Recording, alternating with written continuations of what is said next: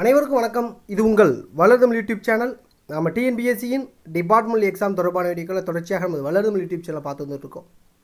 இந்த வீடியோவில் account test என்று சொல்லக்கூடிய கணக்கு தேர்வு பாகம் டெஸ்ட் கோட் 124, 137, 152 இது மட்டும் இல்லாமல் பிற அக்கௌண்ட் டெஸ்ட்டுக்கும் பயன்படக்கூடிய அந்த முக்கிய ஒரு மதிப்பெண் வினாவிடைகள் பகுதி 50 தான் நம்ம பார்க்குறோம்.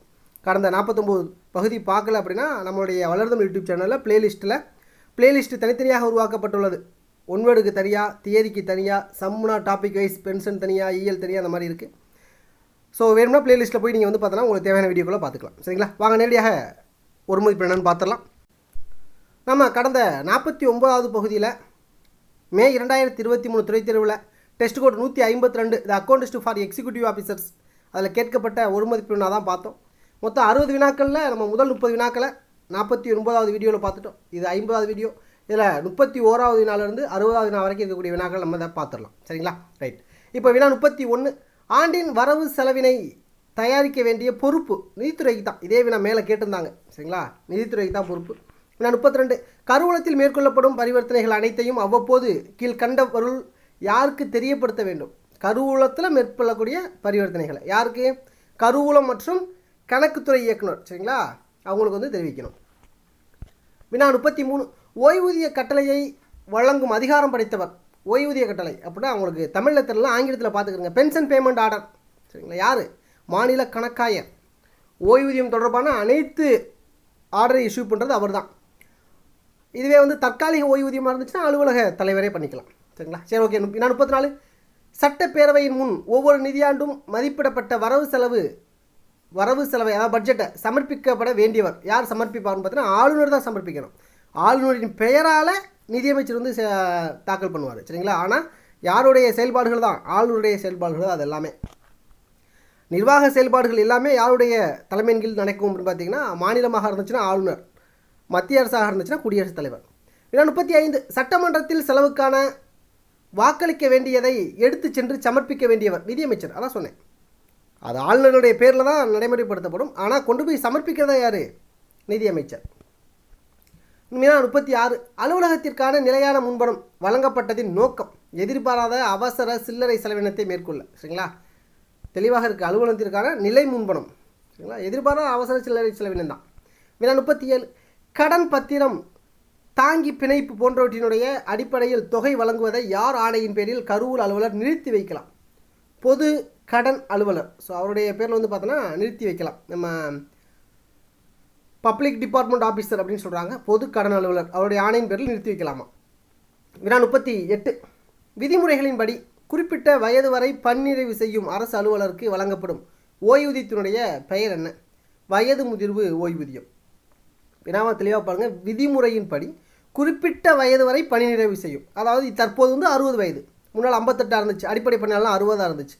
ஸோ அதனால் வயது முதிர்வு அப்படின்னா அது வயது முதிர்வு பணி நிறைவு தான்.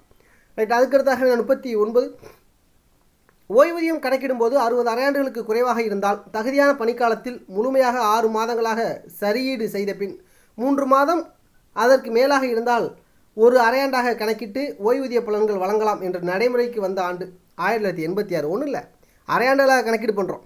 இப்போ ஒருத்தர் பார்த்தோன்னா 21 வருஷம் 3 மாதம் வேலை பார்த்துருந்தாருன்னா அந்த 3 மாதத்தை இன்னொரு அரையாண்டாக ஆட் பண்ணிக்கலாம். சரிங்களா? நான் ஏற்கனவே இதை பற்றி பென்ஷன் சம்பளம் சொல்லியிருப்பேன். அந்த மாதிரி 3 மாதம் இருந்தால் கூட அது ஒரு அரையாண்டாக, நம்ம 3 மாதம்னா அரையாண்டில் பாதி 0.5 வந்துடும். அப்போ நெக்ஸ்ட் ஒன்றுக்கு மாற்றிக்கலாம். அந்த ரூல் தான். அப்போ அதை அரையாண்டாக மாற்றிக்கலாங்கிற அந்த விதி நடைமுறைக்கு வந்தது 1986 இருந்து. ஏன்னா 40, 18 வயது நிறைவதற்கு முன்பே பணியில் அமர்த்தி அரசு துறையில் பணி செய்திருந்தால் அந்த காலத்தை அழைக்கும் முறை முதிரா பருவ பள்ளின்னு சொல்லலாம். ஆங்கிலத்தில் தெளிவாக ஒரே வார்த்தை தான் பாய் சர்வீஸ். தமிழில் பல பேர் நினைக்கலாம். இளமை பணிக்காலம் அப்படின்னு கூட சொல்லலாம். சரிங்களா? இல்லை குழந்தை பணி கூட சொல்கிறாங்க. முதிரா பருவ பணின்னு சொல்கிறாங்க. பார்த்துக்குங்க. சரியா? வினா 41, எதிர்பாராத செலவின தொகை வழங்கும் அதிகாரம் பெற்றவர் யார்? அதிகாரம் யாருக்குன்னா எதிர்பாராத, அதான் அவசரகால நிதி கூட சொல்லலாம். அதை இன்னொரு பேர். சரிங்களா? Contingency fund. அது யாருன்னா ஆளுநர் தான். வினா 42, மாநில கணக்காயர் ஒரு செலவினத்தை திரும்ப பெற கூறினால் கருவூல அலுவலர் என்ன செய்ய வேண்டும்? மாநில கணக்காயர் ஒரு செலவினத்தை திரும்ப பெற கூறினால் கருவூல அலுவலர் என்ன செய்ய வேண்டும்? அவர் உடனடியாக அத்தொகையை திரும்ப பெற வேண்டும். உடனடியாக திரும்ப பெறணும். 43, பொதுத்தொகை நிதியிலிருந்து ஒரு செலவினம் செய்ய முக்கியமான அடிப்படை அளவுகோல் என்ன? பொதுத்தொகை நிதியிலிருந்து செலவினம் செய்ய அளவுகோல். உரிய அலுவலருடைய ஒப்பளிப்பு இருக்கணும். உரிய கணக்கு தலைப்பில் தேவையான தொகை இருக்கணும். அந்த குறிப்பிட்ட தொகை இருக்கணும். எவ்வளோ சேங்ஷன் ஆனிச்சோ அந்த சேங்ஷன் அமௌண்ட் இருக்கணும். உரிய பட்டியல் வடிவம் இருக்கணும். சரிங்களா? அந்த பட்டியல் படிவம் இருக்குல்ல, அந்த படிவம் சில்லறை செலவுன்னா 58, அந்த படிவம் தெளிவான படிவமாக இருக்கணும். இது எல்லாமே இருந்தால் தான் வந்து பார்த்தோம்னா பில்லை வந்து பார்த்தோம்னா நம்ம சப்மிட் பண்ணணும். அதான் அதோடைய அளவுகோல். ஏன்னா 44 ஒரு செலுத்துச் சீட்டில் என்னென்ன குறிப்புகள் இடம்பெற வேண்டும். செலுத்துச் சீட்டில் சரிங்களா? சலானில் என்னென்னலாம் இருக்கணும். சலானில் உங்களுக்கு இந்த கொஸ்டின் ஆல்ரெடி 124 கேட்டிருக்காங்க. என்னென்னலாம் இருக்கணும்? நம்ம தொகை இருக்கணும், அது என்ன ஹெட்டுன்னு இருக்கணும், என்ன காரணத்துக்காக கட்டணும்னு இருக்கணும். இது 3 இருக்கணும். இங்கே என்னென்ன ஆப்ஷன் இருக்குன்னு பாருங்கள். கட்டப்படும் தொகைக்குரிய காரணம் என்ன காரணம் அப்படின்னு தெரியணும்.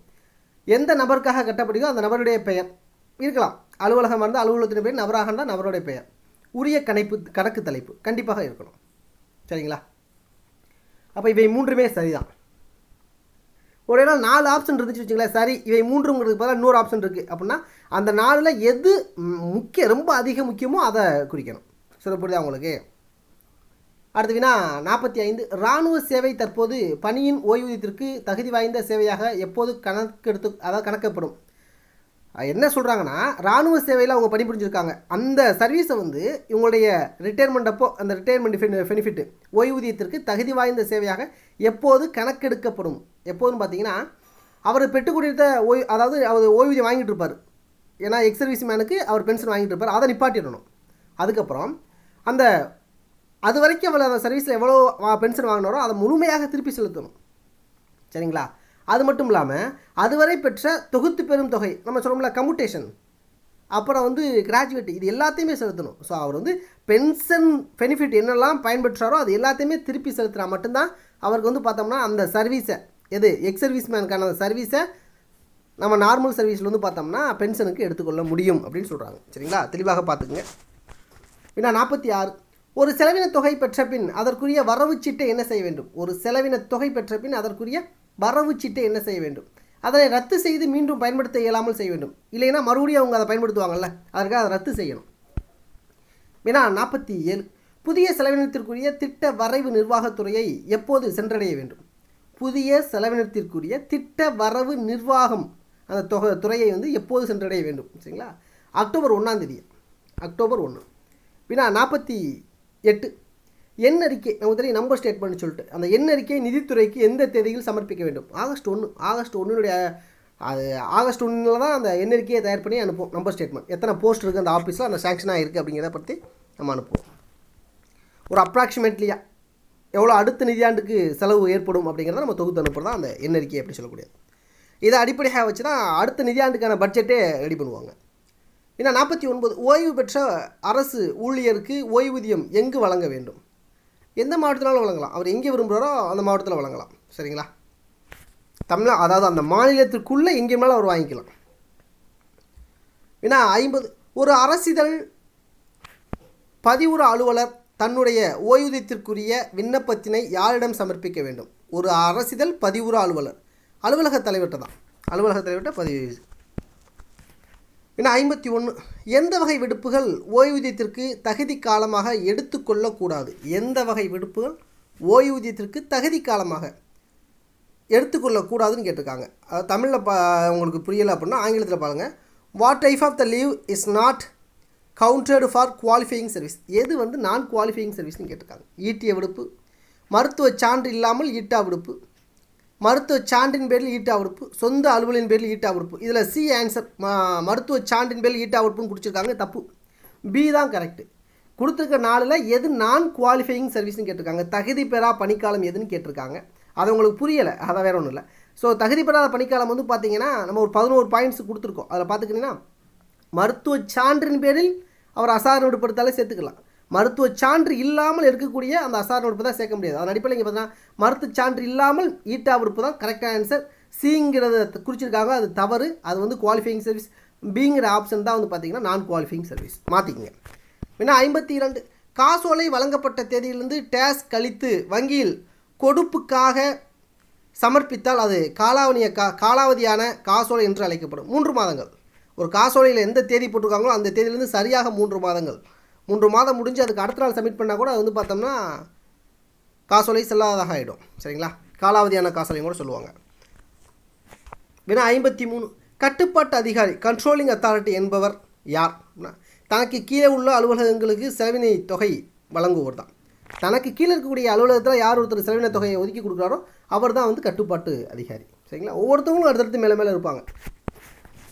வினா 54. அரசாங்க நிதி இருப்பினையும் நிதிக்குரிய வழிவகைகளையும் கவனிக்க வேண்டியது யாருடைய கடமை?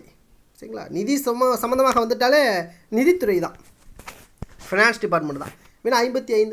காசோலை அல்லது பட்டியலில் மேலொப்பம் அல்லது ஒப்பம் இடும் அலுவலர் தனக்கு பணி மாறுதல் வந்தால் என்ன செய்ய வேண்டும்? சரிங்களா? காசோலை அல்லது பட்டியலில் மேலொப்பம் இடக்கூடிய அலுவலருக்கு மாறுதல் வந்தால் என்ன செய்யணும்னு கேட்டிருக்காங்க. தன்னை பணியிலிருந்து விடுவிக்கும் அலுவலரின் மாதிரி கையொப்பத்தினை உரிய வங்கிக்கும் கருவூல அலுவலருக்கும் அனுப்ப வேண்டும். ஆமாம், மாதிரி அனுப்பிட்டு தான் நம்ம போகணும். எனக்கு பதிலாக இன்னும் ஒருத்தர் வந்திருக்காருன்னு நம்ம மாதிரி அந்த உரிய வங்கிக்கும் உரிய கருவூலத்துக்கும் அனுப்பிச்சிட்டு போகணும். வினா 56. அயர் பணியிலிருந்து ஓய்வு பெறும் அரசு அலுவலரின் ஓய்வூதியம் எவ்வாறு கணக்கெடுக்கப்படும்? சரிங்களா? அயர் பணியிலிருந்து ஓய்வு பெறும் அரசு அலுவலரின் ஓய்வூதியம் எவ்வாறு கணக்கெடுக்கப்படும் கேட்டிருக்காங்க. அவர் அயர் பணிக்கு செல்லாமல் இருந்தால் பெற்றிருக்கக்கூடிய ஊதியத்தை கொண்டு. அவர் அயர் பணியில் வாங்கக்கூடிய சம்பளத்தை வச்சு பேஸ் பண்ணக்கூடாது.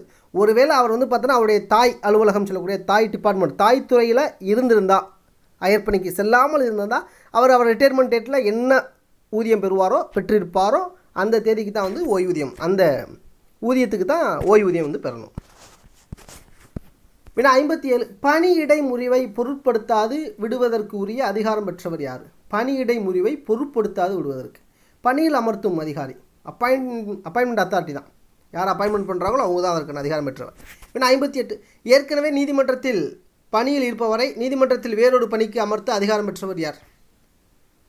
ஏற்கனவே நீதிமன்றத்தில் பணியில் இருப்பவரை நீதிமன்றத்தில் வேறொரு பணிக்கு அமர்த்துவர் யார் அப்படின்னு பார்த்தீங்கன்னா நீதித்துறையின் வந்துட்டாலே அது வந்து இதில் இருக்கிற ஆப்ஷனில் 4 பாருங்கள். உங்களுக்கு 4 ஆப்ஷன். ஒரு எம்ப்ளாயி அப்படின்னாலே வந்து பார்த்தீங்கன்னா அது வந்து பப்ளிக் சர்வீஸ் கமிஷன் தான். இதில் ஒருவேளை தமிழ்நாடு அரசு பணியாளர் தேர்வாணையம் ஒருவேளை டிஎன்பிஎஸ்சி ஆப்ஷன் இருந்து நம்ம அதை குறிச்சிருக்கலாம். இங்கே அந்த ஆப்ஷன் இல்லை, அதுக்கு பதிலாக UPSC union public service commission தான் இருக்குது, அதனால் அதை தான் குறிக்கிறோம். சரிங்களா? வினா 59. மைய அரசு கணக்கு மற்றும் தணிக்கை தலைவரை நியமிக்கும் அதிகாரம் பெற்றவர் யார்? மைய அரசு கணக்கு மற்றும் தணிக்கை தலைவரை நியமிக்கக்கூடியது வந்து குடியரசுத் தலைவர். அதுவே மாநில அளவுலனா அது வந்து பார்த்திங்கன்னா ஆளுநராக இருக்கலாம். வினா 60. இயலாமை ஓய்வூதியம் யாருக்கு வழங்கப்படும்? இயலாமை ஓய்வூதியம் தொடர்ந்து பணியாற்ற இயலாதவர் என உரிய மருத்துவ அலுவலரிடம் சான்று பெற்றவர், அவர் தான் வந்து பார்த்தோம்னா இயலாமை ஓய்வூதியம் பெற தகுதியானவர். சரிங்களா? ஓகே, இந்த வீடியோவில் வந்து பார்த்தோன்னா மீதி 30 வினாக்களை பார்த்தாச்சு. ஸோ 152 மே 2023 கேட்கப்பட்ட முழுமையான 60 வினாக்களை நம்ம பார்த்தாச்சு. இதிலிருந்து இந்த தேர்வுக்கு டிசம்பர் 2023 தேர்வுக்குலாம் வந்து நிறையா வினாக்கள் ரிப்பீட்டட் ஆகிறதுக்கு வாய்ப்புகள் இருக்குது. தெளிவாக பார்த்துக்கிறங்க, புரிஞ்சு அனலைஸ் பண்ணி படிச்சுக்கோங்க. மீண்டும் இது போன்ற துறை தேர்வு தொடர்பான மற்றொரு வீடியோவில் சந்திப்போம். நன்றி.